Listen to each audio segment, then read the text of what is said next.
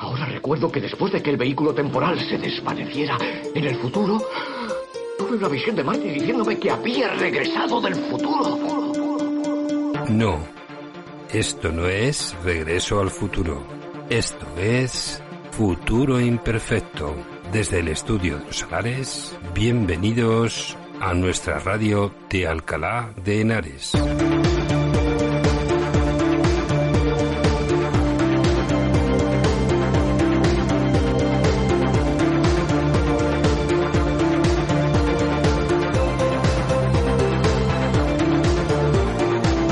Y a los mandos de la nave que viaja al futuro, Javi Pater.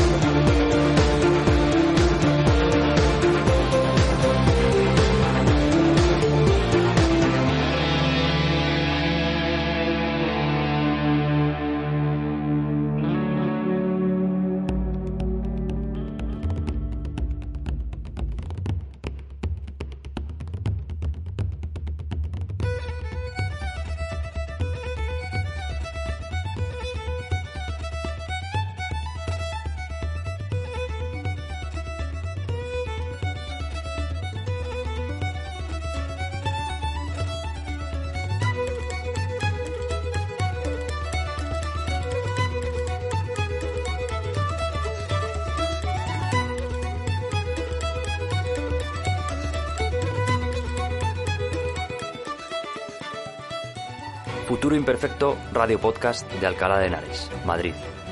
Una radio cercana, pero abierta al mundo. Os ofrecemos contenidos de cultura, reportajes, música y, en definitiva, una radio para informaros de todo aquello que sucede en nuestra ciudad, con miradas puestas al pasado o al presente, de personajes ilustres o acontecimientos históricos destacados o incluso menos conocidos. En definitiva, cualquier tipo de evento que para la ciudad haya significado un aporte cultural e histórico muy importante. Futuro Imperfecto Radio. Un viaje único. Una experiencia única. En Alcalá de Henares, ciudad de historias y piedra viva, cada noviembre florece una tradición que une pasado y presente. Hoy celebramos la festividad de San Diego de Alcalá, patrón de la Institución de Estudios Complutenses. Desde el majestuoso Parador de Alcalá, en la calle Colegios, nos reunimos para compartir cultura, memoria y reconocimiento. Da comienzo el acto. Toma la palabra el presidente de la Institución de Estudios Complutenses, don Vicente Sánchez Moltó, para inaugurar la ceremonia. Nuestra ponente, Pilar Cedó, secretaria de la institución y anteriormente presidenta de la institución, a José Llull, el director de la revista Anales Complutenses, y a nuestro buen amigo, también miembro de la institución, Vicente Pérez Palomat, concejal de Patrimonio, que viene en representación de la alcaldesa, que ha excusado su asistencia, porque ya saben que hoy también es la gala de clausura del Festival de Cine de Alcalá.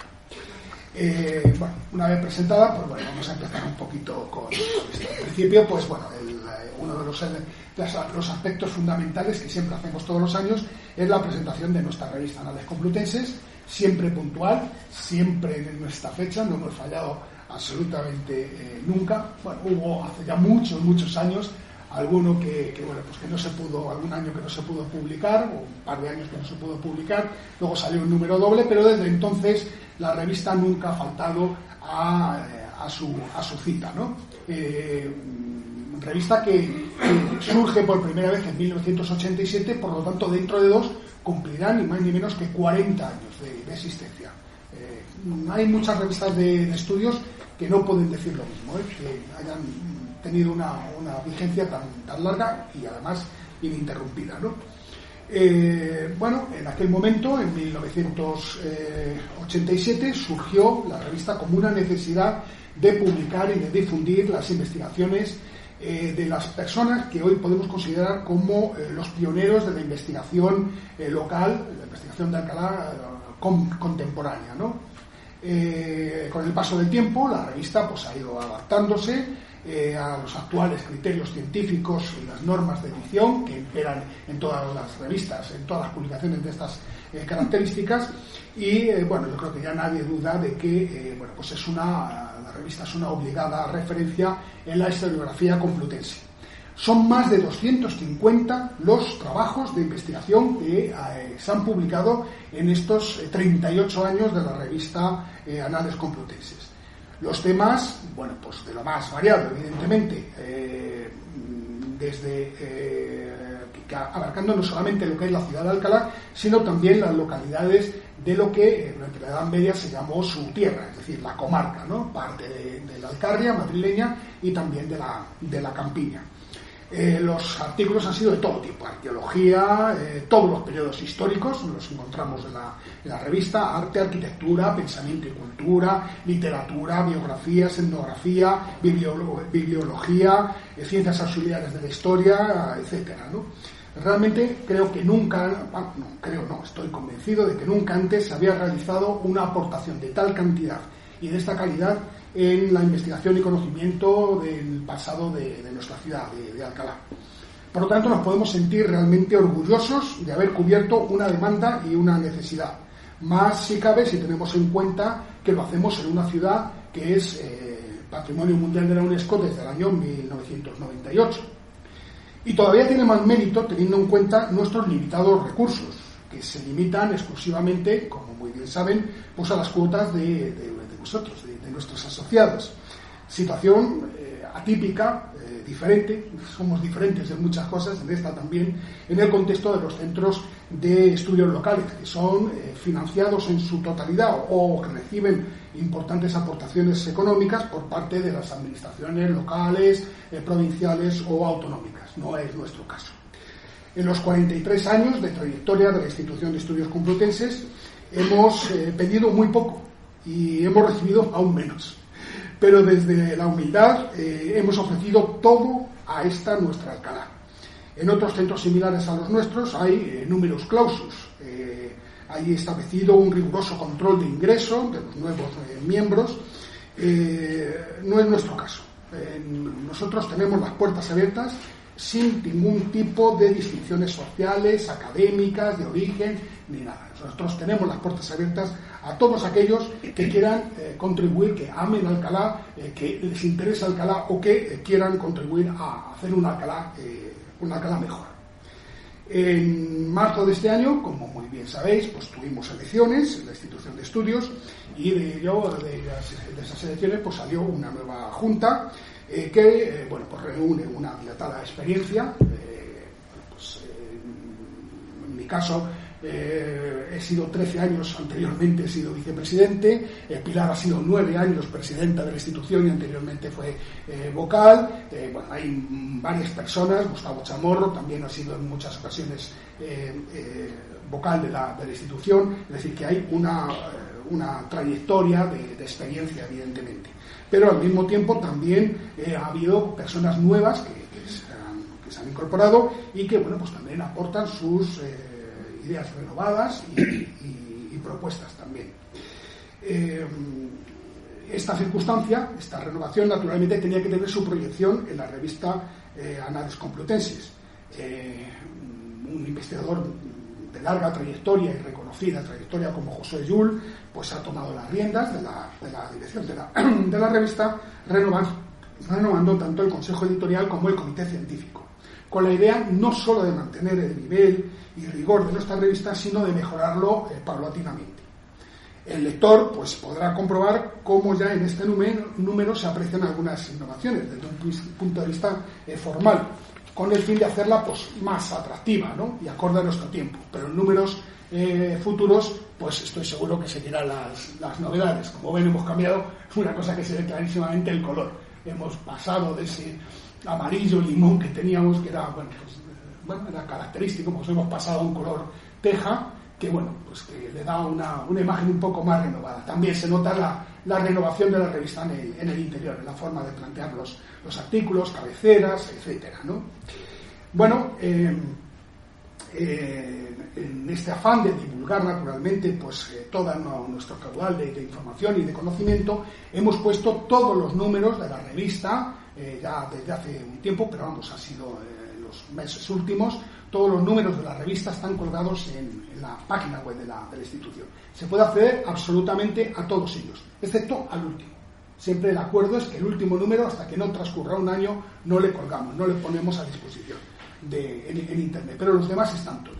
Y no solamente están todos los números de la revista, los 37 números anteriores de la revista Anales Complutenses, sino también las actas de los 18 encuentros de historiadores del Valle de Henares, que como muy bien saben, pues celebramos bianualmente cada 2 años con nuestra hermana y vecina Guadalajara. Yo creo que es obligado hacer un recuerdo a los miembros de la institución que han fallecido en este último año.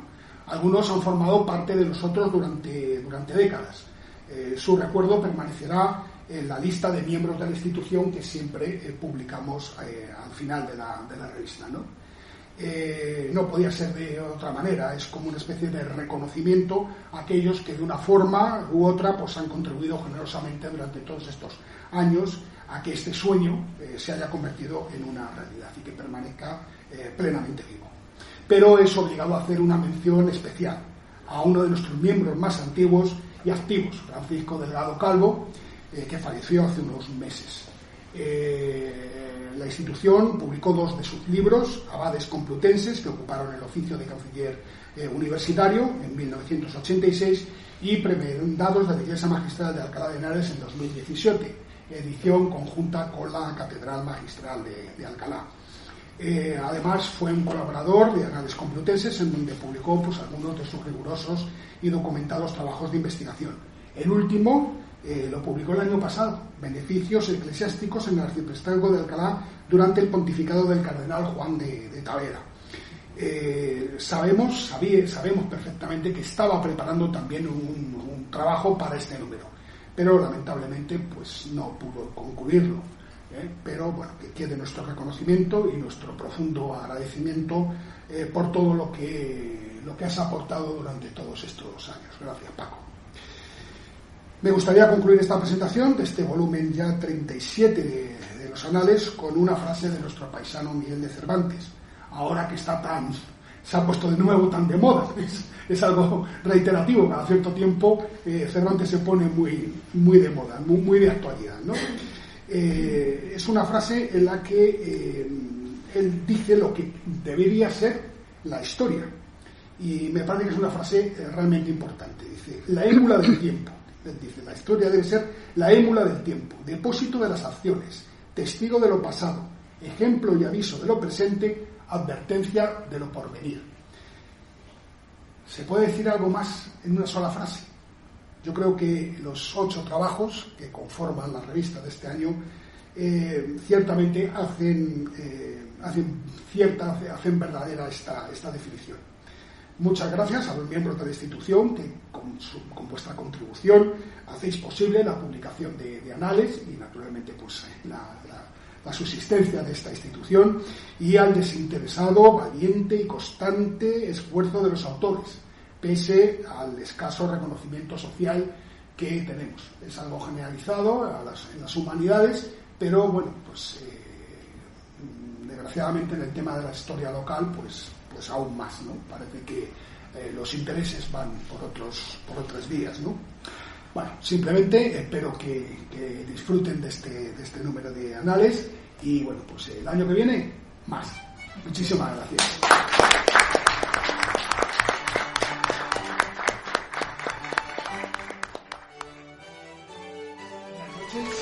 Muchísimas gracias por su asistencia.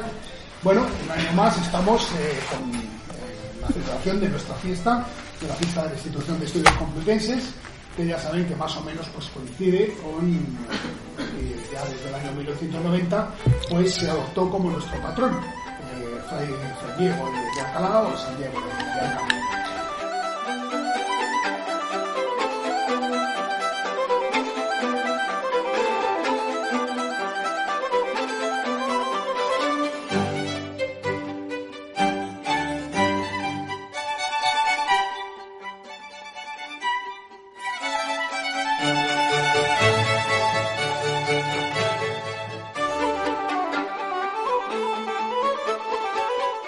A continuación interviene don Josué Llull, director de la revista de Anales Complutenses, en su número 37. Anales Complutenses se ha consolidado como una de las referencias para quienes estudian la identidad complutense.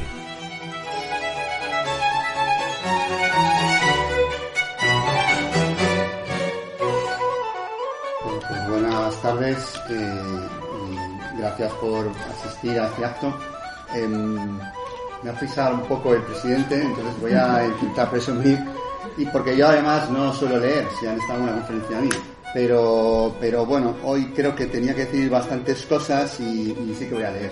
Y además antes estábamos apostando quién era el más joven de la sala, y aunque yo soy de los más jóvenes de la sala, pues me voy a tener que poner las gafas porque uno ya tiene presbicia, y para asegurarme de decir las cosas bien. Bueno, primeramente suscribo lo que introducía Vicente Sánchez Moltó sobre el anhelo que tiene la revista de continuar difundiendo la historia, el arte, la cultura a todos los niveles en sentido amplio de Alcalá de Henares y su entorno, y además de ello, pues bueno, intentar también mejorar la calidad de la revista, y para esto pues quiero agradecer, antes de nada, lo primero de todo, al Consejo Editorial que ha formado parte de la revista, y el Comité Científico Asesor, que este año además hemos ampliado por su asesoramiento y su trabajo.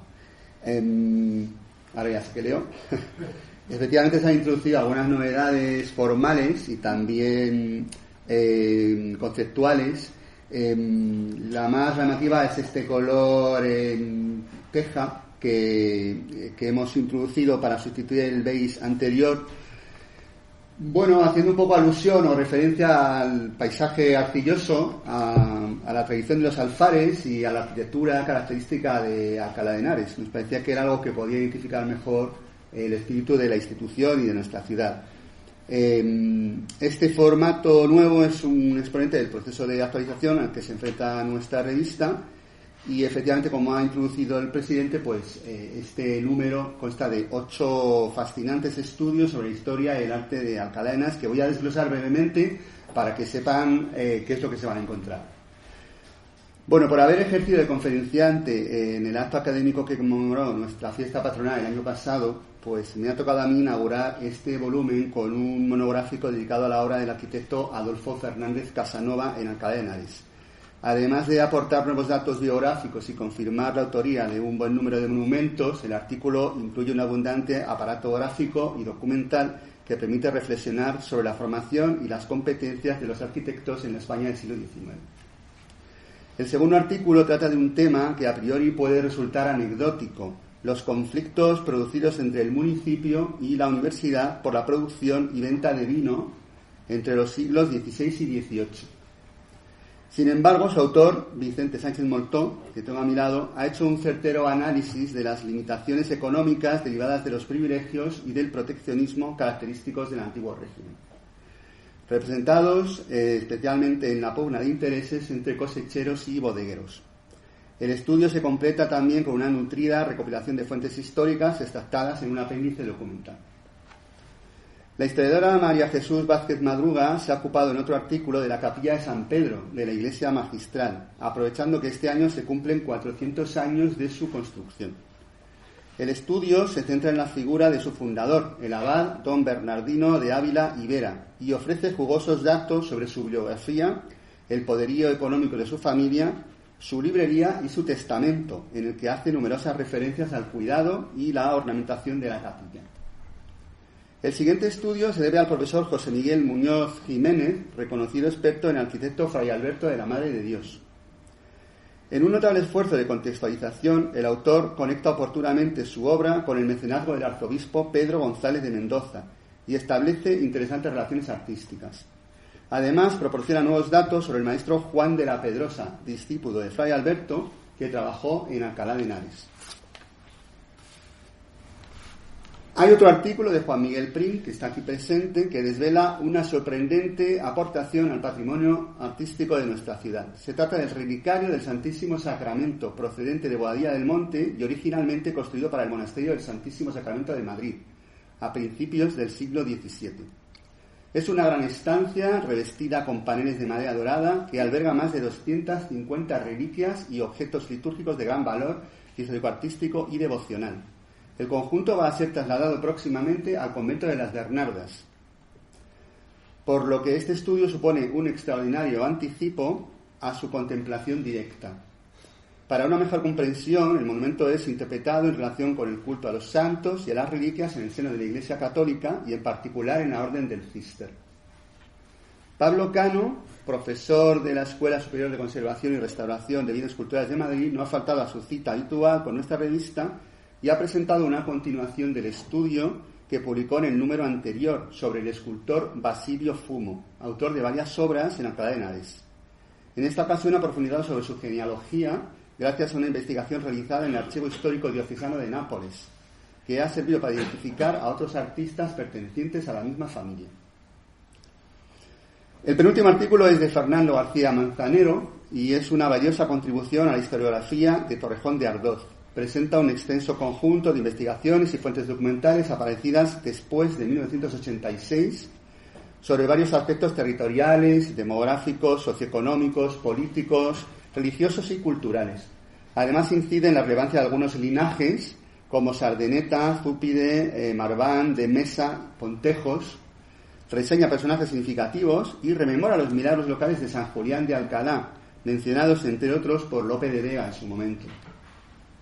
Por último, Luis Miguel de Diego Pareja hace gala de su profundo conocimiento de la historia militar a través de una detallada crónica de las vicisitudes que experimentó el antiguo colegio de jesuitas desde su desamortización hasta su cesión a la Universidad de Alcalá. En este periodo de 150 años, el edificio se convirtió en sede de numerosas unidades militares de caballería e infantería, cambió de nombre y fue destinado a diversos usos que han condicionado el estado en que ha llegado hasta nosotros hoy. Se trata, en resumen, de un volumen en el que dominan los temas históricos y artísticos, desarrollados con rigor y calidad. Quizás se eche en falta algún artículo relacionado con otras áreas, como la arqueología, la etnografía, la geografía, la literatura o la cultura en su sentido más amplio. La revista tiene un carácter interdisciplinar y está abierta a todo tipo de propuestas que sirven para enriquecer nuestro conocimiento sobre la ciudad de Alcalá de Henares y su tierra. Esperamos en el futuro seguir recibiendo artículos de todos aquellos investigadores que quieran compartir sus hallazgos en estas páginas. Muchas gracias. Llega el momento final del acto de hoy. La investigadora y escritora doña Pilar Lledó Collada presenta su conferencia titulada Mujeres y Poder, Reinas y Nobles en el Renacimiento. Un recorrido fascinante por las vidas de las mujeres que gobernaron, influyeron y transformaron sus mundos en una época marcada por los cambios políticos, culturales y sociales. La imagen de la mujer renacentista ha sido muchas veces reducida a la sombra. Sin embargo, figuras como Isabel de Portugal, Luisa de Saboya, Margarita de Austria y la propia Isabel la Católica ejercieron una influencia decisiva en la diplomacia, la educación, la cultura y la configuración del poder. La conferencia destaca el papel de estas mujeres como mediadoras, estrategas y patronas de las artes. Su legado, a menudo disperso en crónicas y correspondencias, revela una realidad compleja. El poder femenino estuvo vivo, aunque muchas veces velado por los relatos oficiales.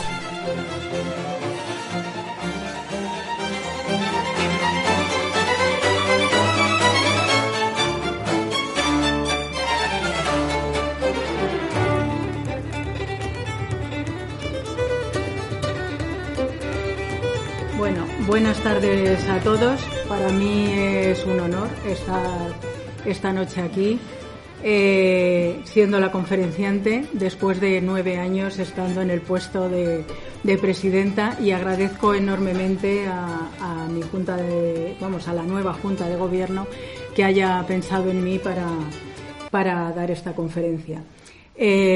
Claro, pensé sobre qué la iba a dar. Y bueno, yo, aparte del tema de guerra civil, posguerra, república, pues soy una entusiasta de las mujeres y de su historia tan descuidada a lo largo de los siglos y tan poco conocida. Y entonces se me ocurrió que, aunque voy a hablar de muchos personajes pues bastante conocidos, pero bueno, puede sorprender en algunas de las cosas que cuente. Bueno, es un poco incómodo como me han acabado poniendo esto, pero vamos a intentarlo. La portada, por supuesto, es del Palacio Arzobispal de Alcalá de Henares, porque muchas de las reinas que van a estar aquí pues en ese final de la Edad Media, del siglo XV y en el siglo XVI, van a estar porque van a venir al Palacio Arzobispal a hacer uso de la hospitalidad de los arzobispos, de los diferentes arzobispos de Toledo que estaban aquí, ¿no? Sobre todo, pues los 3 más importantes, pues Carrillo, Mendoza y Cisneros. Voy a hablar un poco de todo esto. Primero hay que definir qué es el poder para ver si las mujeres realmente tuvieron poder o no tuvieron poder. Después, hablar de que si realmente, con el concepto que solemos tener de poder, las mujeres pudieron llegar a alcanzarlo, ¿no? O si es una contradicción. Luego voy a hablar de, en general, las nobles y las reinas, es decir, la élite de las mujeres, a lo largo del Renacimiento, qué condiciones más o menos tenían que cumplir para poder ejercer ese poder, tanto las reinas en el gobierno como, veremos, las nobles en otros aspectos de su vida. Por supuesto, voy a mencionar a todas las reinas que pasaron por aquí a lo largo del siglo XVI. Y, por último, voy a hablar de, si es que me da tiempo, porque realmente, en fin, puedo alargarme un poco demasiado, de las cortesanas, las nobles cortesanas, alguna, y sobre todo de las fundadoras y patronas de algunos de los más importantes edificios alcalaínos, que, por supuesto, pasamos ante ellos y no sabemos que detrás de su fachada hay un nombre de mujer. Voy a empezar. El poder se puede definir como la capacidad de influir y dirigir las acciones, creencias o conductas de otros y hacer que hagan lo que tú deseas. Puede tomar diferentes formas: autoridad, la influencia, la fuerza, que en principio, desde luego, parecen conceptos bastante masculinos. Decía Maquiavelo que gobernar es hacer creer y hacer creer es al mismo tiempo hacer ver. Y nos contaba el otro día Consuelo Gómez en la conferencia del ciclo de Alcalá Festejante que el poder es algo público, que debía hacerse visible, audible y hacerse sentir.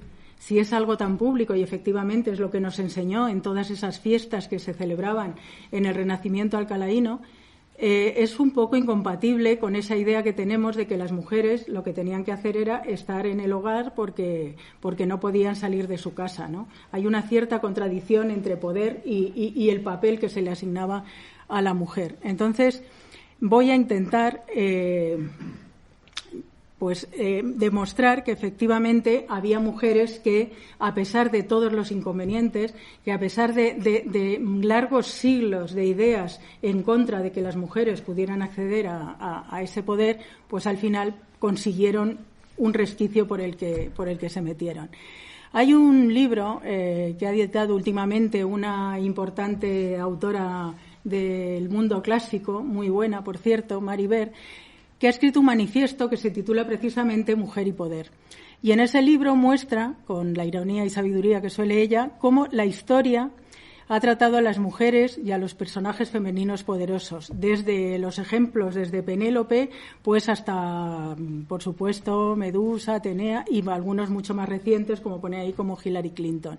Lo que destaca, sobre todo ella, es la privación del uso de la palabra en muchos de estos personajes, con lo cual era muy difícil, efectivamente, acceder al poder si no tienes la palabra. Y empieza con la historia de Telémaco y de Penélope en la Odisea, o sea, ya en el primer libro, ¿no?, escrito.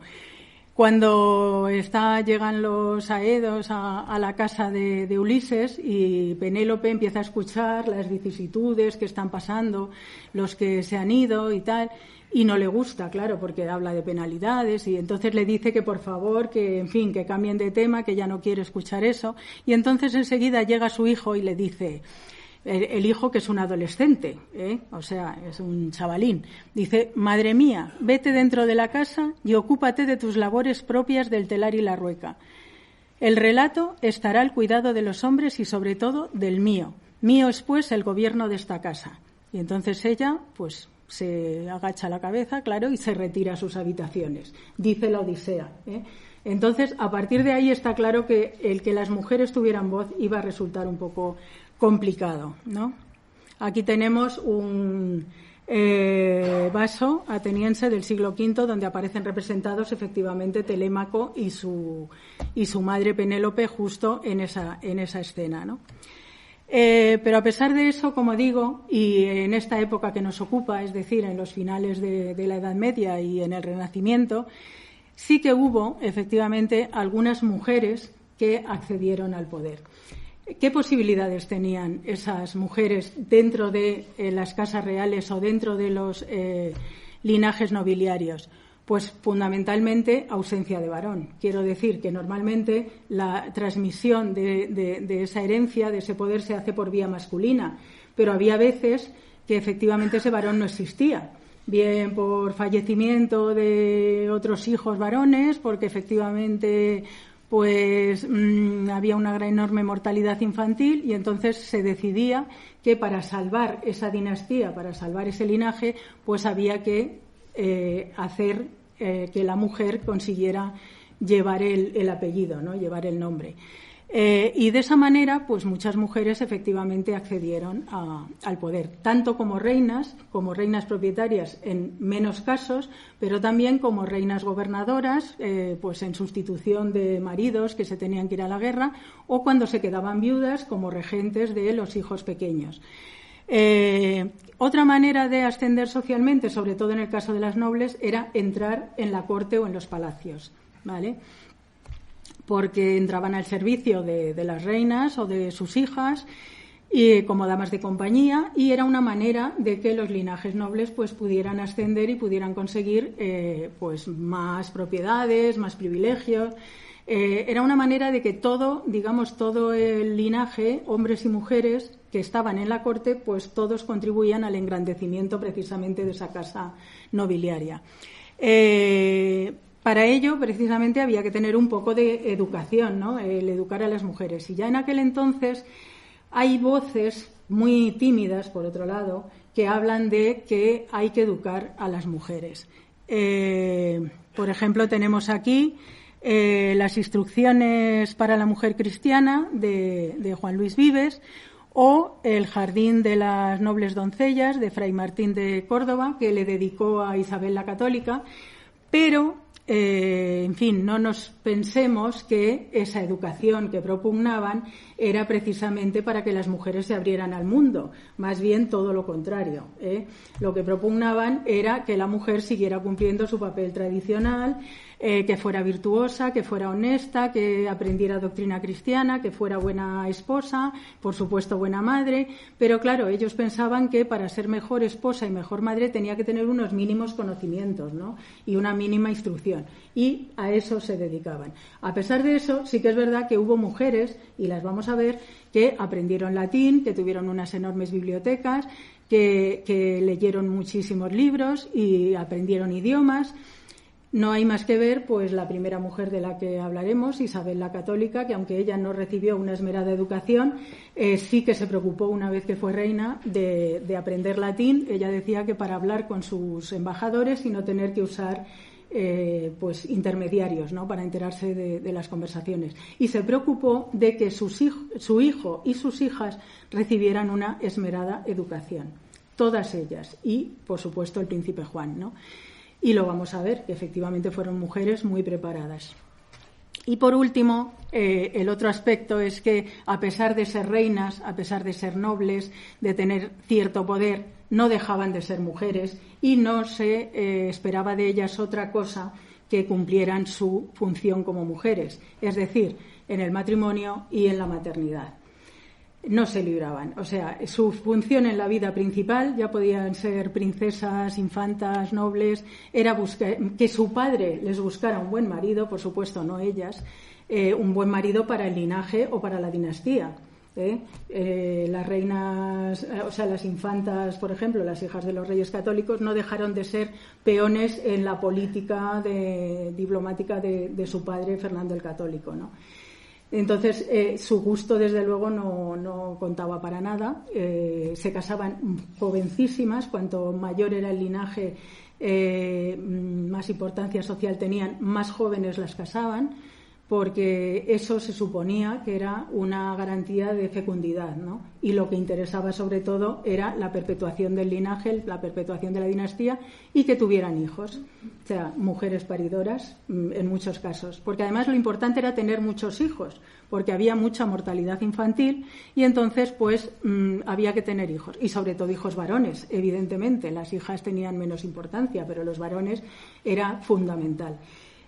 Porque además muchas, por desgracia, después de unos cuantos partos fallidos o que se les morían los hijos, acababan muriendo ellas.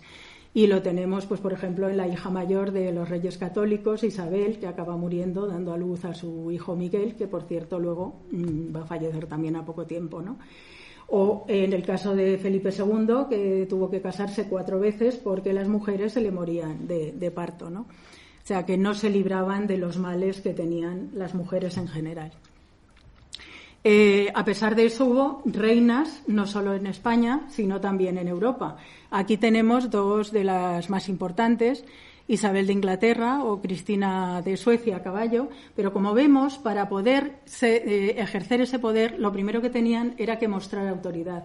Y para mostrar esa autoridad, muchas de ellas no les quedaba otro remedio que adoptar algún rol de tipo masculino para intentar que les tuvieran un poco más de respeto. Ahí lo vemos en Cristina de Suecia montada a caballo, por ejemplo, pero también lo vemos cuando Isabel la Católica se autoproclama reina y enarbola la espada de poder masculino, es evidente, ¿eh? O sea que a continuación voy a hablar de las reinas del siglo XVI en relación a sus visitas a Alcalá de Henares. Hay un artículo muy bueno en Anales del año 2016 de Gustavo Chamorro que nos hace una relación de todas las visitas reales que hubo en el Palacio Arzobispal de Alcalá desde la Edad Media hasta finales de la Edad Moderna, ¿no? Claro, por supuesto, de reyes y de reinas. Yo he ido entresacando las reinas, ¿no? La primera, como vemos aquí, en 1463, dice los Anales Complutenses: a finales de otoño, tras una grave caída de su caballo, Enrique IV acude a Alcalá para rezar ante Fray Diego, muerto unos días antes, y pedir las curas de sus lesiones. El rey se hospedó en el palacio. El rey se hospedó en el palacio, pero aunque estaba el arzobispo fuera de su servicio, dejando proveído el aposento para el rey y princesa en sus palacios, se ausentó antes que llegaran. Parece claro, por tanto, que el rey Enrique IV iba acompañado de su hija, la mal llamada Juana la Beltraneja. La verdad es que las pobres infantas Juanas de Castilla han tenido muy mala prensa y muy mala suerte en sus vidas respectivas, ¿no? Hay que contextualizar aquí la venida de Juana con su padre en las luchas nobiliarias que tuvieron lugar a finales de esta Edad Media, justo antes del reinado de los Reyes Católicos, que parece que consiguen un poco controlar a esos clanes nobiliarios, y en el que participó de manera bastante entusiasta nuestro arzobispo de Toledo, Carrillo, que en principio, como veis, se ausentó cuando vino Enrique IV, porque evidentemente no apoyaba a Juana, sino que apoyaba a la hermana de Enrique, Isabel, pero que luego se cambió de bando, como todos sabemos, y que se puso a apoyar a Juana cuando ya era un poco tarde, porque, como también sabemos, pues la pobre Juana que había nacido, pues eso, hija de un rey, que bien es verdad que le llamaban el impotente, pero bueno, nunca se demostró que efectivamente no fuera hija suya. Y bueno, pues acabó en manos de los nobles, de unos, de otros, y bueno, al final pues la mayoría de las facciones nobiliarias acabaron apoyando a Isabel, que fue la que triunfó por encima de su sobrina, ¿no? Aquí sí que efectivamente Isabel llega a acceder al trono porque va a competir con una mujer. Entonces, entre dos mujeres, pues digamos que los hombres pues optaron entre una y otra y acabaron optando por Isabel, porque también estaba apoyada por su marido, evidentemente, Fernando de Aragón. En el caso de Juana le apoyaron, pero bastante más tímidamente, digamos, los portugueses, que enseguida se retiraron después de la batalla de Toro. Se acabó firmando el Tratado de Alcasovas y acabó suponiendo que ella acabara en el exilio en un convento en Portugal y luego pues murió allí en Lisboa. En fin, una triste vida, la verdad, para una posible infanta que pudo ser reina. Esta es la imagen de Juana, mal llamada Juana la Beltraneja. La que más veces estuvo, sin lugar a dudas, fue Isabel la Católica, ¿no? La primera vez que vino fue entre 1471 y 1472, todavía como princesa. Va a acceder a ser reina a la muerte de su hermano en 1474. Dice que, procedentes de Medina de Río Seco y Sepúlveda, Isabel y Fernando pasan unos días en Alcalá hospedadas por el arzobispo Carrillo. En esa ocasión junto al arzobispo, por supuesto, van a recibir en el Palacio de Alcalá al legado pontificio Rodrigo de Borgia, el que luego será Alejandro VI, y que tanto les ayudará a lo largo de su reinado y que les dará el título de Reyes Católicos. La siguiente vez será en 1485, entre finales de 1485 y principios de febrero de 1486, cuando viene en diciembre a dar a luz a su quinta hija, a Catalina, que nacerá entre el 15 y el 16 de diciembre. Unas fuentes dicen que el 15, otras el 16. Anales Complutenses, en principio, da la fecha del 15 de diciembre. Y luego en enero, el 20 de enero, pues van a recibir a Colón en lo que sería la primera entrevista para esa conquista de América. La siguiente venida va a ser un poco más triste. Va a ser entre 1497 y 1498, unos meses, porque en 1497, Isabel la Católica había tenido 5 hijos, un hijo solamente varón, Juan, y 4 hijas, ¿vale?, que serán, como he dicho, peones de su padre en su política de estrangulamiento de su gran enemigo, Francia. Digo que fue mucho más triste esta venida porque su hijo, Juan, había muerto justo ese año, en 1497. Le habían casado en un doble matrimonio con Margarita de Austria. Digo doble matrimonio porque a su vez su hermana Juana había casado con el que luego pasará como Felipe el Hermoso, ¿vale? Y a los meses del matrimonio fallece Juan y Margarita, que estaba embarazada, se viene con los reyes aquí a Alcalá a ver si por lo menos consiguen que tenga un hijo a poder ser varón. Pero por desgracia, pues Margarita debía estar muy afectada por la reciente viudedad y dio a luz una niña muerta. Entonces, para los reyes la verdad es que fue bastante triste, ¿no?, esta venida. A partir de ahí empezó un poco la debacle de la pobre reina católica en lo que se refiere a su familia, porque al año siguiente su hija Isabel, a la que habían casado con el príncipe de Portugal, también va a fallecer de parto cuando la habían nombrado ya princesa heredera. Nace un niño, Miguel, que es la esperanza porque va a heredar todos los reinos peninsulares e incluso Portugal, pero antes de los 2 años acaba muriendo también en 1500.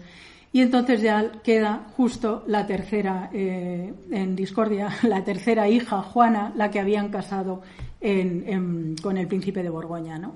Con el archiduque Felipe de Borgoña. La última vez que va a venir la reina va a ser en 1503, precisamente con Juana, en una de estas venidas que tuvo Juana, pues para poder jurar en las Cortes como princesa heredera, pero su marido enseguida se va, porque efectivamente él estaba liado. Claro, a la pobre Juana la mandan para que haga política proespañola allí en Borgoña, pero en lo que luego serán los Países Bajos. Pero, por desgracia, los Países Bajos tenían una política muy clara de apoyo a Francia. Es más, eran vasallos de Francia. Felipe se acaba prestando vasallaje al rey de Francia, con lo cual el papel de Juana fue bastante desairado y acabó quedando mal con sus padres y también con su marido. Claro, cuando intentaba hacer política pro-española quedaba fatal allí, y cuando intentaba hacer política pro-borgoñona, digamos, pues sus padres pensaban que les estaba traicionando y demás. Poco a poco, pues a esta mujer la fueron desequilibrando entre unos y otros, porque durante toda su infancia pues fue exactamente igual que el resto de sus hermanas y su hermano. Fue educada, muy bien educada, igual que lo fue Catalina, su hermana menor. Aprendieron latín, aprendieron idiomas, aprendieron música, pero en el caso de Juana, pues luego se fue torciendo la cosa, como veremos, ¿vale? Aquí tenemos imágenes de la reina Isabel, ¿vale?, de Isabel I, el primero de Juan de Flandes.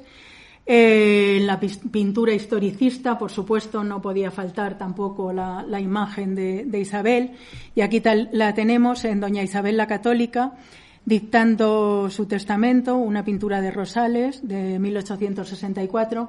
Es importante lo del testamento de Isabel, porque a pesar de algún otro encontronazo que había tenido con su hija Juana, que evidentemente se quería ir con su marido y sus padres pretendían que se quedara aquí, y en fin, eso desató comportamientos, digamos, poco obedientes de Juana y un poco rebeldes, que le fueron creando bastante mala fama de comportamiento. Pues Isabel comprendió que esa era su heredera, y efectivamente la convirtió en su heredera, de todos sus territorios y de todos sus cargos, Y de hecho, en cuanto murió Isabel en 1504, inmediatamente fue nombrada Juana como reina. Juana gobernó durante 51 años en España, desde 1504 hasta 1555. El problema es que nunca la dejaron gobernar, nunca la dejaron ejercer el poder. Se creó la prensa de su pobre salud mental para, evidentemente, quitársela de en medio. Primero su marido, luego su padre y posteriormente su hijo. Acabó, como sabéis todos, encerrada en Tordesillas, donde se tiró también 46 años de su vida. La encerraron con 29 años. Y bueno, si no estaba loca, desde luego se pudo ir volviendo, porque evidentemente eso no había quien lo aguantara, ¿no? Aún así, no estaba tan enferma mentalmente como nos han querido hacer creer, porque ella tenía un objetivo claro y ese objetivo se cumplió. Y lo vamos a ir viendo. Bueno, evidentemente Isabel tiene un homenaje en Alcalá. Aquí vemos su estatua de Santiago, que se erigió en las murallas del Palacio Arzobispal en el año 2004 con motivo del 5º centenario de su fallecimiento. La siguiente reina que vamos a hablar pues es de Catalina de Aragón. Lo que pasa es que tampoco voy a decir mucho de Catalina, porque últimamente se ha puesto muy de moda, y entonces pues hay libros, hay festivales, hay un poco de todo, ¿no? Entonces, en fin, está muy difundida la figura de Catalina, que al fin y al cabo, pues oye, prácticamente nació aquí, estuvo algún tiempo, y esa es su vinculación con Alcalá. Se dice que fue muy culta, efectivamente lo fue, pero también lo fue su hermana, como digo, y probablemente también lo fueron sus otras dos hermanas, tanto Isabel como María. Lo que pasa que de esas conocemos menos y, en fin, están menos vinculadas con Alcalá. Evidentemente la casaron igual que al resto de sus hermanas. En este caso se pensó en Inglaterra, y entonces con el príncipe de Gales, con Arturo. En 1501 se fue para Inglaterra. El problema es que a los pocos meses se queda viuda, y aunque su madre pretendía que volviera a España, pues su padre dijo que ni hablar, y su suegro menos. Entonces era un peón muy importante que tenían allí en la corte inglesa. El uno porque no quería devolver la dote ni darle el dinero de viudedad, porque en Inglaterra, cuando las reinas se quedan viudas, pues digamos que tienen como un derecho a una pensión como de viudedad.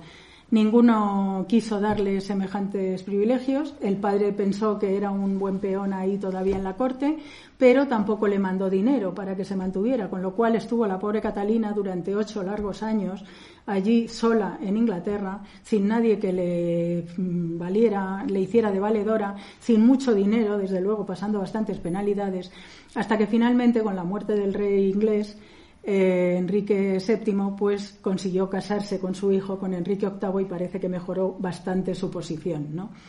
Se ha dicho que efectivamente su padre la nombra embajadora, porque al fin y al cabo, ya que estaba allí, por lo menos que trabajase para los intereses españoles, estaba claro, ¿no? Ya una vez como reina, sí que es verdad que fue una reina muy querida por los ingleses, al principio muy querida por su marido. El problema es que no cumplió su principal función, que era tener hijos y sobre todo tener un hijo varón que perpetuara la dinastía, ¿no? Eso le costó evidentemente el reinado, y a Inglaterra pues le costó también la separación de la Iglesia Católica, porque ella se negó en redondo a divorciarse de su marido.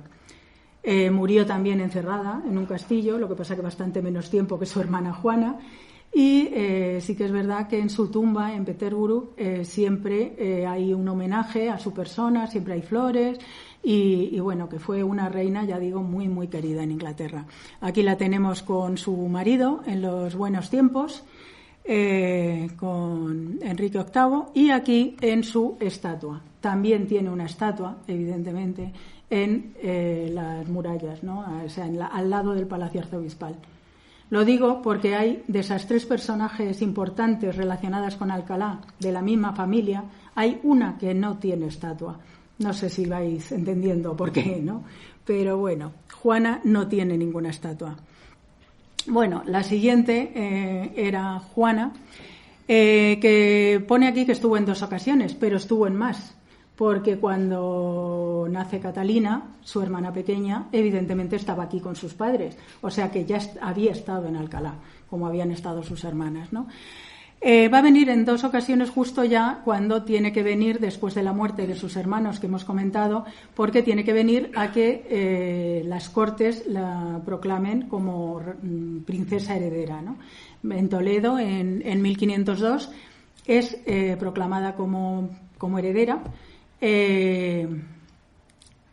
y su marido como consorte.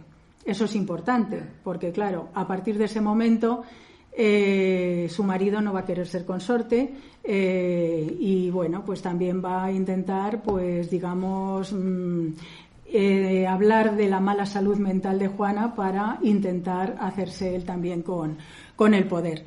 El problema es que Juana, una vez más, volvía a estar embarazada en esta estancia, porque tuvo 6 hijos. Ella sí fue una buena paridora, pero no le valió de mucho, la verdad. Le valió después, porque efectivamente sus hijos formaron dinastías reinantes en la mayoría de los países europeos, y evidentemente consiguió su gran objetivo, que fue que su hijo acabara reinando aquí en Castilla y en Aragón, su hijo Carlos. Que hubiera un cambio de dinastía en España, y eso sí lo consiguió, a pesar de su padre y a pesar de todos los impedimentos que le fueron poniendo en el camino. La segunda vez que vino fue en 1503, evidentemente ya para dar a luz a su hijo Fernando. Estuvo desde enero hasta mediados más o menos de julio, y aquí dio a luz el 10 de marzo pues al que sería el futuro emperador de Alemania. Otra de las cosas que nos han hurtado ha sido la imagen real de Juana.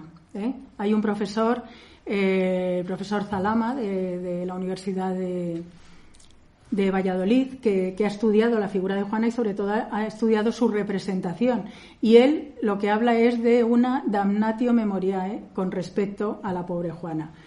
Y lo voy a explicar. Como veis, lo primero que hacen es que no hay retratos que se puedan decir con seguridad si es Juana o no es Juana, ¿vale? Aquí no había retratistas. Cuando llegan los Reyes Católicos no daban la menor importancia a la pintura de retratos, ¿no? Entonces ya les empiezan a pedir en las cortes europeas retratos para que vean con quién se van a casar los príncipes, que por lo menos manden algún retrato de las infantas, ¿no? Y entonces, claro, tienen que traer pintores de fuera, y al que traen, el más importante, es un tal Juan de Flandes, que va a ser el que haga la mayoría de las pinturas de retratos de la época de los Reyes Católicos. Y aquí tenemos a las dos hijas, supuestamente a Juana y a Catalina, como veis, prácticamente iguales, lo cual quiere decir que lo que pintaban eran prototipos, que lo que pintaban no era la imagen real, sino simplemente, digamos, la prestancia del personaje o desde luego lo que se quería representar, como con mucho Photoshop, no sé, pero vamos, desde luego los rasgos reales es muy difícil porque las hermanas son prácticamente iguales. Y bueno, vale que efectivamente son del mismo pintor, vale que son hermanas, que solo se diferencian en la rosa que lleva en la mano Catalina, pero es que hay más. Mirar estas dos. Ya no son hermanas, ¿eh?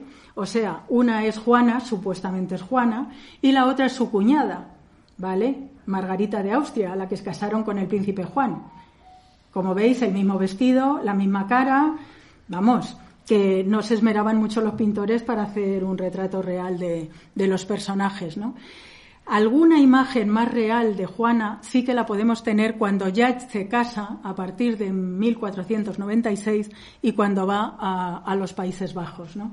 Esa sí que digamos que puede ser la representación de Juana, sobre todo porque se ve en sus ropajes y en su prestancia que le están representando a ella, ¿no? A su lado pues tenemos al famoso Felipe el Hermoso, que parece ser que tampoco de hermoso tenía mucho, pero que evidentemente le representaban como tal, ¿no?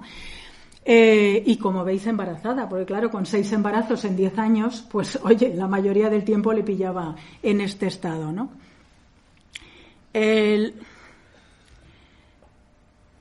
Lo más importante relacionado con Alcalá, como hemos dicho, fue el nacimiento del emperador Fernando.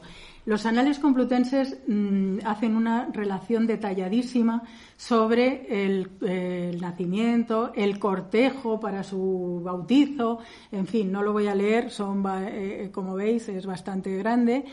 Por supuesto vienen los nobles, el duque de Nájera, que era el padrino, no sé qué, hacen una enorme comitiva hasta la magistral, ahí evidentemente le bautiza Cisneros, o sea, todo muy...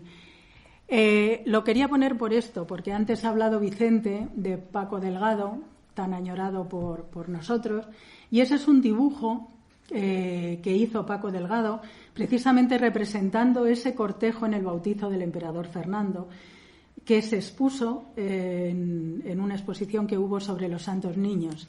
Yo cogí 2 partes, la verdad es que es mucho más largo, y es un dibujo bastante representativo de cómo podía ser una fiesta aquí en Alcalá, desde el Palacio Arzobispal hasta la colegiata entonces de San Justo y Pastor, en fin.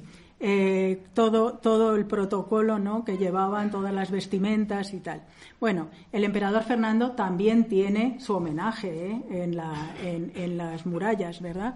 Aquí también vemos el medallón que se le puso con motivo precisamente del 5º centenario de su nacimiento. De la madre no se acordó nadie, evidentemente, Alguna representación más nos encontramos, por ejemplo, en el libro de horas de Juana, porque al igual que su madre Isabel la Católica, que acaba con una biblioteca de más de 400 títulos, Juana también conserva hasta el final pues una biblioteca bastante nutrida de casi 200 títulos. Sí que es verdad que muchos de los libros eran libros de devoción, libros de horas, pero también tenía otro tipo de libros más de tipo humanístico, ¿no? O sea, quiero decir que se demuestra la cultura que tenía Juana también, no solo Catalina. Y al lado es muy curioso porque cuando hace los retratos de la Galería Real, Felipe II se olvida de su abuela y evidentemente no aparece el retrato de su abuela. Pero cuando se quema el Alcázar de Madrid y se quiere hacer una copia, pues resulta que le encargan al copista que haga un cuadro, y es este que hace, al estilo de Pantoja de la Cruz, sobre la reina Juana, que en principio no estaba representada. Bueno, a partir de 1509, cuando su padre la encierra en Tordesillas, ya es cuando no hay ninguna representación de Juana, ¿vale? Pero es normal, porque lo que querían es que se olvidara la gente de ella, que no, la tuvieron encerrada sin ningún contacto con el exterior y, por supuesto, lo que no iban a hacer era ir mostrando su imagen, con lo cual nada de retratos, nada de nada, ¿no?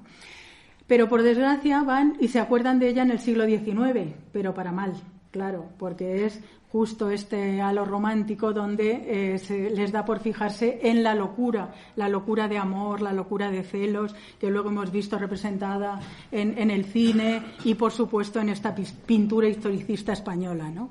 Aquí tenemos la demencia de Juana.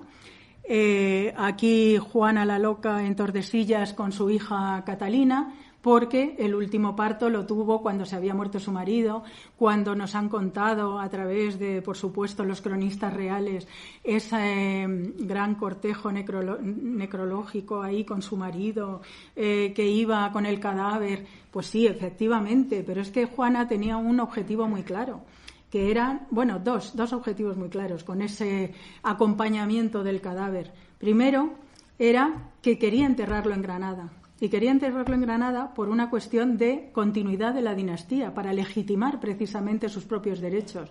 Porque era una manera de decir, allí está enterrada mi madre, está enterrado mi marido, que ha sido rey, que era Felipe I, y quiero que siga yo y mi hijo. O sea, quiero que siga la dinastía. Y luego también por otro motivo práctico, porque en el momento en que se queda viuda, Juana tiene 27 años. Y desde luego era muy apetecible para tener un nuevo matrimonio, cosa que ella no quería, porque si se volvía a casar y podía tener otros hijos, era disgregar la herencia y no transmitir lo que ella quería transmitir a su hijo Carlos. Entonces nos han vendido como que estaba loca porque iba siguiendo el cadáver, que lo abría para ver si seguía allí, que lo besaba, que no sé qué. Bueno, está claro que entre la locura de amor y la Juana la loca de la otra película de posterior, pues nos han vendido una imagen pues un poco distorsionada del asunto, ¿eh? Pero bueno, sí que es verdad que el cortejo lo hubo, o sea, eso es evidente. Pero claro, en cuanto su padre llega, pues le parece maravilloso el asunto, porque así puede justificar esa supuesta locura y hacerse él con la gobernación del reino, porque la reina católica había introducido una postilla en el testamento diciendo que si Juana no quería o no podía gobernar, que entonces pasara el gobierno a su padre, el rey Fernando. Entonces él aprovechó la coyuntura y dijo, es que mi hija no puede reinar, es que está loca, ¿no lo veis? Es que está, vamos. Entonces pues dijo, la mejor manera de que permanezca loca es encerrándola, y así ya no la ve nadie y ya no me pueden cuestionar el asunto. Su padre, por lo menos, ya el último, evidentemente, es el que hace referencia, claro, a ese cortejo fúnebre, ¿verdad? Juana la loca de Pradilla, que es en lo que nos ha quedado en el imaginario colectivo a todos sobre el pobre personaje de Juana, ¿no? Pero Juana también hizo cosas, incluso para Alcalá, ¿eh? Aquí, porque claro, por mucho que quisieran arrebatarle el poder, la reina propietaria era ella. Y entonces tanto su padre como su hijo tuvieron que firmar con ella todos los decretos que se hicieron en España desde 1504 hasta 1555, mal que les pesara. Y entonces aquí tenemos una carta de Juana en la que le da, dice que da más una protección, digamos, a la Universidad de Alcalá, según habían dicho las constituciones, ¿vale? Y bueno, ya esto es el remate, ¿vale? Esto resulta que sí que tenía una calle, fíjate tú qué casualidad en Alcalá, una calle bastante pequeñaja, que ni siquiera tenía portales, con lo cual ha sido bastante fácil el cambio de nombre, claro, que ha llevado durante años el nombre de Juana la Loca. Se decidió por la anterior corporación cambiar el nombre, precisamente, además, por petición de uno de nuestros miembros, que creo que fue allí y pidió que se cambiara el nombre. Yo no sé si fue la anterior corporación o fue esta, que es la que ha llevado al final a cabo la obra, pero se les ha olvidado un pequeño detalle. Juana fue reina, ¿vale? No es infanta. Tenían que haber puesto Juana I de Castilla, porque, ya digo, fueron 54 años de reinado. Pero resulta que aquí le hemos dejado como infanta, le hemos quitado el loca, pero le hemos quitado ser reina también, ¿vale? y luego pues la inauguración, como veis, pues un poquito desangelada. Desde luego no se hizo un gran evento para esa inauguración de ese nuevo cambio de calle, pero bueno, a ver para cuándo la estatua, ¿vale? Bueno, seguimos con las reinas y la siguiente, bueno, a lo mejor, claro, como siempre se suele hacer, cuando es el aniversario de su fallecimiento, habrá que esperar al 2055 para que alguna corporación municipal se decida por fin a hacerle la estatua que se merece a esta mujer en Alcalá, pero bueno, eso ya lo dejamos ahí. Bueno, la siguiente reina fue Germana de Foix, porque el rey católico debía querer mucho a su mujer, pero en cuanto se murió aprovechó para casarse, además con una sobrina, qué curioso, de su enorme enemigo, ¿no?, del rey de Francia, con Germana de Foix, y a ver si le daba un heredero, para ver si su hija por lo menos no heredaba Aragón, que por lo menos heredase solo Castilla, pero le salió mal la jugada, porque a pesar de que la chica era muy jovencita y él tenía ya 50 años, pues se conoce que ya no tenía el mismo vigor, por más que lo intentó. Dio a luz en un momento dado, en 1509, un niño, pero murió a las pocas horas, con lo cual se le acabó esa manera de querer disgregar la unidad española, esa que tanto dicen que fomentaron los reyes católicos. Pues el rey católico no tenía ningunas ganas de unidad española para nada. Pero bueno. Vinieron 3 veces, en 1510, en 1514 y en 1555. Esta es Germana de Foix, que después que se quedó viuda, en 1516, el rey le encargó a su nieto que se hiciera cargo de ella, a su nieto, el que iba a heredar, claro, a Carlos. Oye, tanto se hizo cargo de ella que la convirtió en su amante, ¿vale? Incluso tuvieron una hija a la que metieron en un convento. Y también no solo la hizo su amante, claro, que ya era tan escandaloso que le dio maridos y le dio primero a uno de su escolta alemán y luego pues al duque de Calabria y les hizo virreyes de Valencia. Con lo cual esta mujer acabó teniendo bastante poder porque era la virreina de Valencia justo en el momento en que se produce la sublevación de las Germanías, y parece ser que tuvo una mano bastante dura en la represión de los que se levantaron. Los siguientes, curiosamente, a pesar de que a Juana nunca la dejaron gobernar, y que su hijo siguió con la tradición de su abuelo y que siguió manteniéndola en Tordesillas unos cuantos años más y además con unos carceleros más duros, digamos, los marqueses de Denia, pues Carlos no tuvo el menor inconveniente en utilizar a todas las mujeres de su familia para que le hicieran de gobernadoras cuando él estaba fuera, porque claro, tenía unos territorios tan extensos que gobernar que era imposible que él pudiera estar en todos los territorios. En España, de hecho, estuvo bastante poquito, ¿eh? Entonces, claro, cuando él se iba, alguien tenía que gobernar en su nombre. Primero fue su mujer, Isabel de Portugal, una reina bastante buena como gobernadora. Lo que pasa que se murió relativamente pronto, en 1539. Y a continuación empezó a usar a sus hijas. Primero él y luego su hermano Felipe II. A Juana y a María. Juana además es importante para Alcalá de Henares, no solo porque estuviera aquí, como pone, de 1545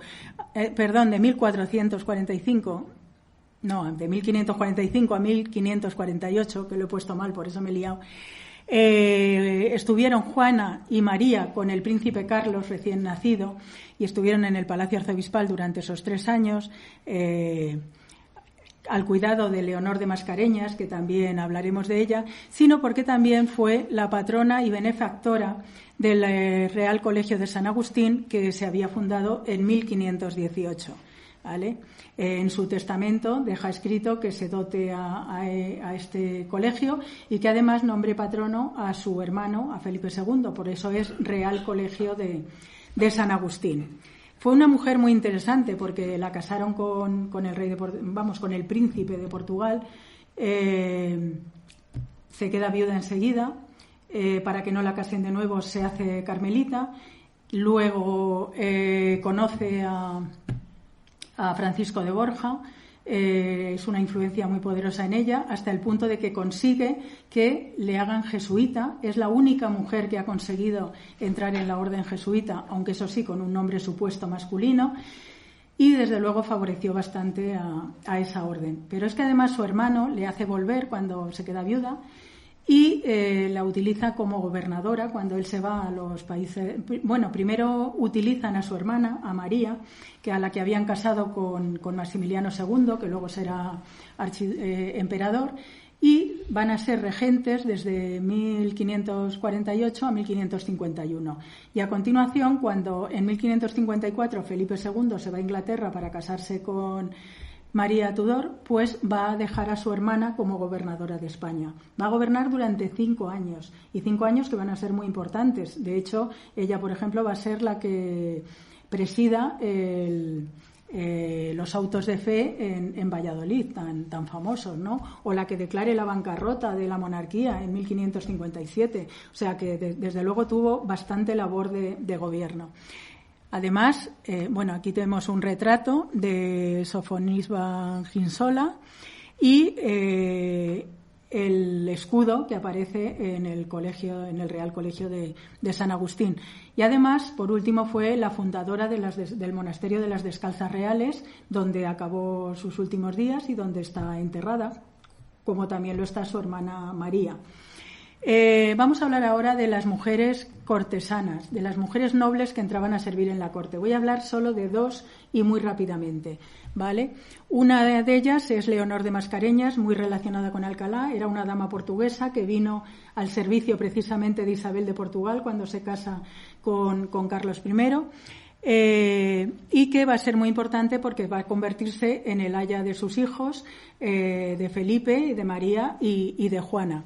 En Alcalá va a ser importante porque va a ceder sus casas, unas casas que tenía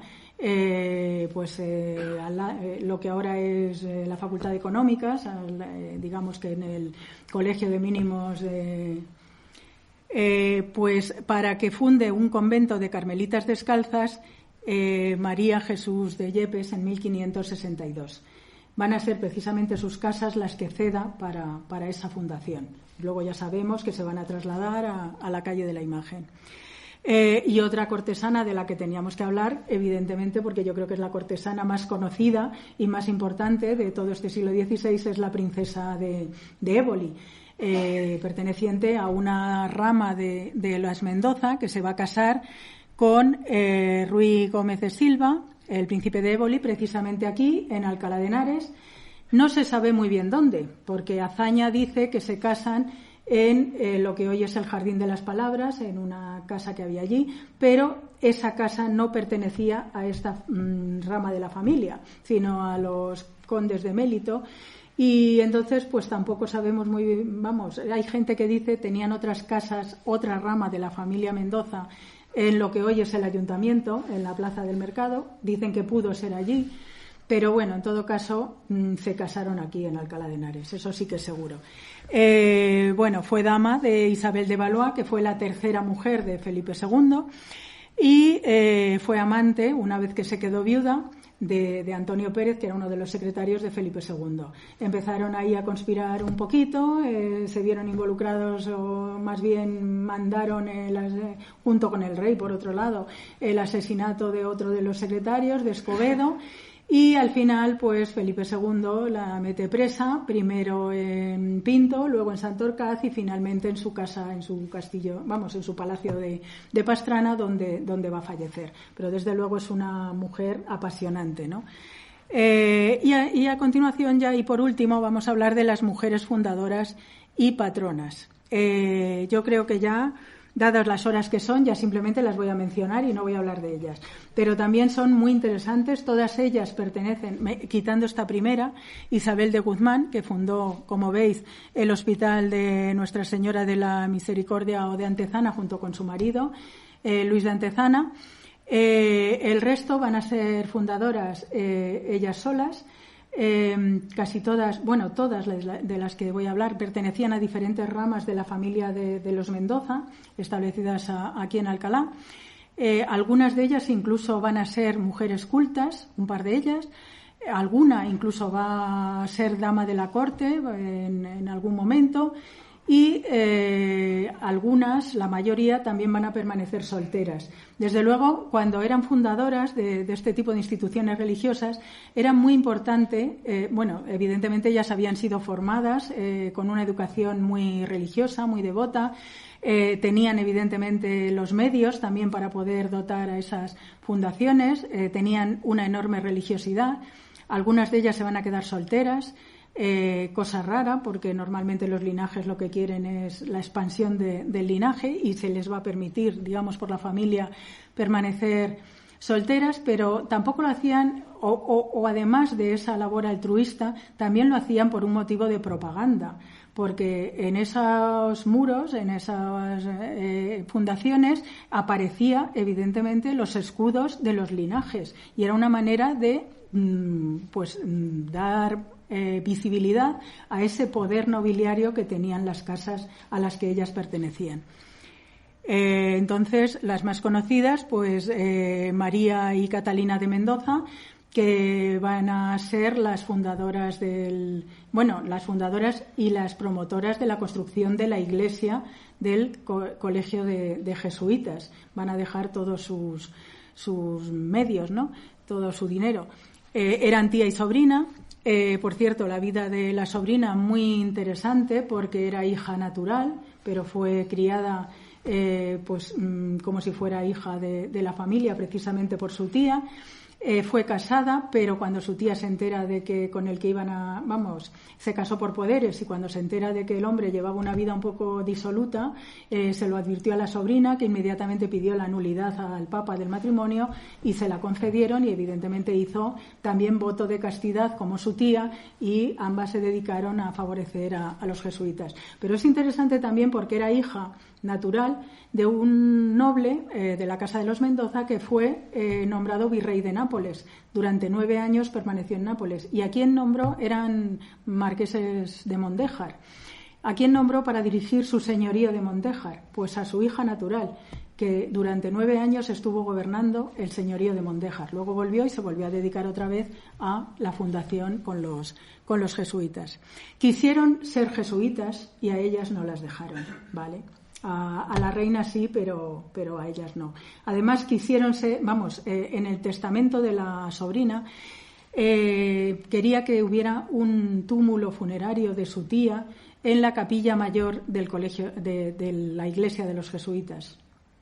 Vosotros no veis ninguna estatua, ¿verdad?, en la capilla mayor de estas señoras ni de nada. Pues eso, esa parte de su testamento no se cumplió. Sí se cumplió poner los escudos nobiliarios en la fachada y están enterradas, pero en una capillita al lado del altar mayor. Otra de las nobles es Catalina Suárez de Mendoza y Cisneros, que fundó el Colegio de los Verdes y además también reconstruyó la iglesia del convento de Gilitos, donde quiso ser enterrada ella y su familia.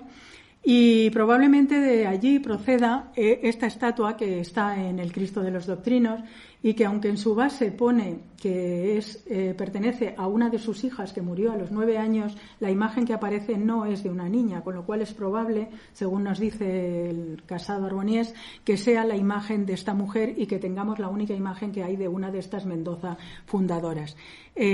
Pues fundó efectivamente el Colegio de Santa Catalina Mártir, conocido por los verdes por el nombre del hábito del traje que llevaban colegial.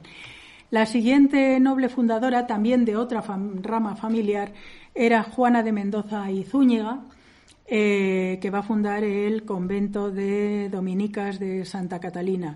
En principio, ella vivía, aunque pertenecía a la familia de los Zúñiga, que eran precisamente los que tenían la casa del rico Home, que estaba en donde ahora es el Jardín de las Palabras. Ella vivía en lo que ahora es la casa de los Lizana, ¿vale? Esa era otra de las casas pertenecientes a la familia Mendoza. Y ella quiso que ahí se fundara, pero finalmente las religiosas, que tuvieron serias dificultades para poder fundar su convento, acabaron fundándolo en otro lugar, precisamente en casa de otro Mendoza, de Carlos de Mendoza, en otro palacete, y es donde se encuentran actualmente. En la casa de esta mujer, pues La vendieron posteriormente, se creó otro colegio universitario hasta que finalmente fue adquirida por los Lizana y, en fin, ha quedado al final como la casa de los Lizana. Y la última mujer es María de Mendoza de la Cerda, también otra rama de los Mendoza, que va a ser la fundadora de... Bueno, esta mujer tiene una vida bastante apasionante. Fue muy culta porque su madre... dispuso de su herencia en favor de su hermano, de la herencia de su padre, en favor de su hermano segundo. Ella pleiteó con la Chancillería de Valladolid hasta que finalmente le dan la razón y su hermano tiene que darle una enorme cantidad de dinero. Había ingresado en la corte, había sido dama de Leonor, de una de las hermanas, de la hermana mayor de Carlos I, que se había casado con el rey francés, y entonces ella va a la corte francesa. Allí ya se educa un poco, pero cuando empieza otra de las múltiples guerras entre España y Francia, se vuelve otra vez a España, y es cuando se da cuenta de que su madre pues ha dispuesto de su herencia y la mete en un convento. Y en ese convento de Toledo va a coincidir con otro personaje muy interesante, que es Álvar Gómez de... Se me acaba de ir. Bueno, el biógrafo de Álvar Gómez de Castro, el biógrafo de Cisneros, que le educa fenomenal, le enseña latín, se enamora de ella, pero ella no corresponde. De hecho, es su musa, le escribe muchos poemas, pero ella quiere dedicarse a la vida religiosa. De hecho, nunca se va a casar y finalmente va a acabar fundando, se compra una casa aquí en Alcalá, viene a vivir a Alcalá y va a fundar el convento de dominicos de la Madre de Dios, el actual Museo Arqueológico.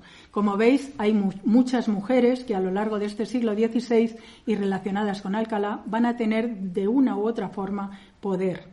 Bueno, muchas gracias.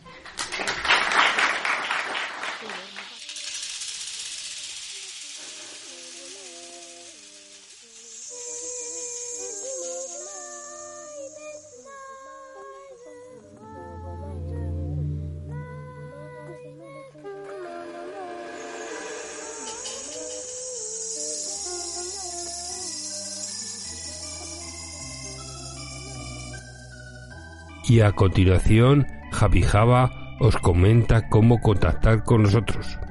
Por correo electrónico, futuroimperfecto@gmail.com. Por la red social X, @f_imperfecto. Y por las siguientes plataformas: iVoox, Amazon Music, Podimo, Google Podcast, Apple Podcast, YouTube Podcast, YouTube Music. Y no dejéis de suscribiros por cualquiera de los canales ya mencionados. Y también con la Institución de Estudios Complutenses. Por teléfono 624 66 0501. También por correo electrónico ieecomplutenses@gmail.com. También por la página web ieecc.es. Y el horario de oficina es martes, miércoles y jueves de 10 a 1 del mediodía. A todos los oyentes que todavía no sois socios, os animamos a colaborar con esta asociación y ayudar a la difusión de la historia de nuestra ciudad, con una cuota de tan solo 30 euros semestral.